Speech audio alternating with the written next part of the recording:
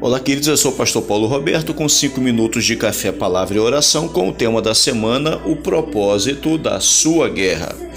Como você sabe, nós estamos aqui tratando acerca do Salmo de número 121, no qual esses salmos, além de nos trazer algumas razões por que ele foi escrito, ele também tem embutido nele algumas guerras que Israel enfrentaria, que a gente chama de guerras modernas.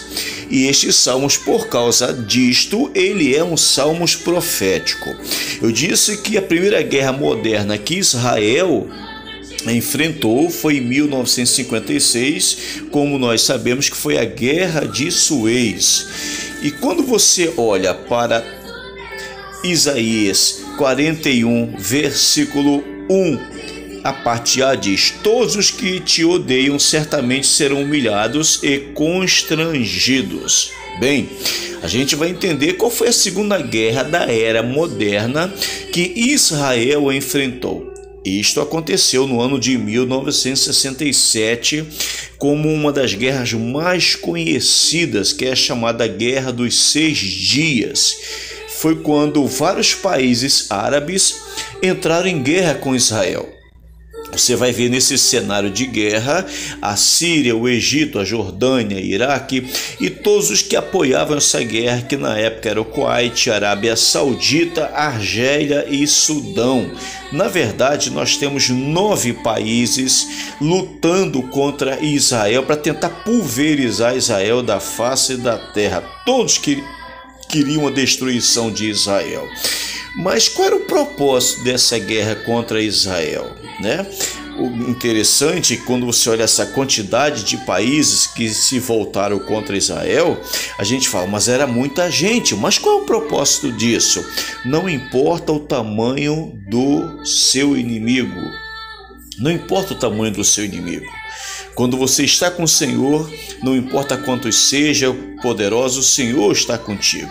E aí você vai perceber que em 1967, quando esses países se reúnem para destruir Israel, o general conhecido como Moshe Dayan, ele então reúne as tropas de Israel e manda que eles pegassem suas famílias e fossem à praia, uma pequena parte dessa tropa.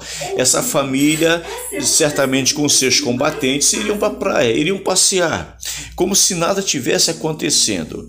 E todos os inimigos de Israel, esses 9 países, quando perceberam que Israel estava não dando muita atenção para o perigo que viria, também eles limitaram a quantidade de combatentes que iriam lutar contra Israel. O que eles fizeram então?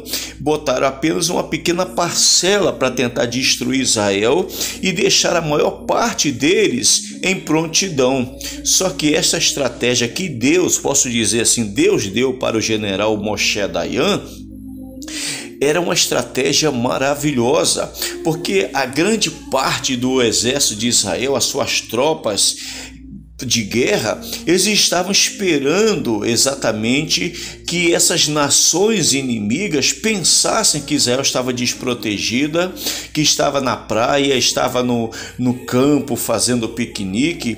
E quando eles limitaram suas aeronaves, a sua tropa de tanques, Israel então foi de surpresa, destruiu todas as aeronaves que estavam lá nos seus aeroportos, as aeronaves de guerra. Os tanques foram destruídos e aí, queridos, você vai perceber que isto foi uma humilhação terrível para exatamente esses 9 países que queriam a destruição de Israel. Eles eram infinitamente maiores em quantidade de material bélico, de homens, de equipamentos, de tudo. Mas como Deus dá essa orientação, essa direção, essa estratégia de guerra para Moshe Dayan, e então nesse caso aqui você vai perceber que Israel vence a sua segunda guerra da era moderna. Por isso, quando você olha para o Salmo de número 121, você vai entender o contexto de tudo isso. Ele estava apontando para mais de para 2000 anos à frente. por isso, queridos, não importa o tamanho do seu inimigo, quando Deus te dá a estratégia para lutar, certamente tenha certeza que você vai vencer. Que Deus te abençoe, e amanhã estarei falando sobre a terceira guerra moderna que Israel lutou e que Deus também deu vitória, tá bom? Senhor Pai, em nome de Jesus, não sei qual é a guerra que os teus filhos estão enfrentando hoje, passando hoje, mas eu te peço em nome de Jesus, assim conforme em 1967 o Senhor deu a estratégia para o general que comandava o exército, a tropa militar de Israel, venceu uma guerra que humanamente parecia impossível, e eles venceram. Que o Senhor também faça isso com a tua filha, com o teu filho, em nome de Jesus, amém.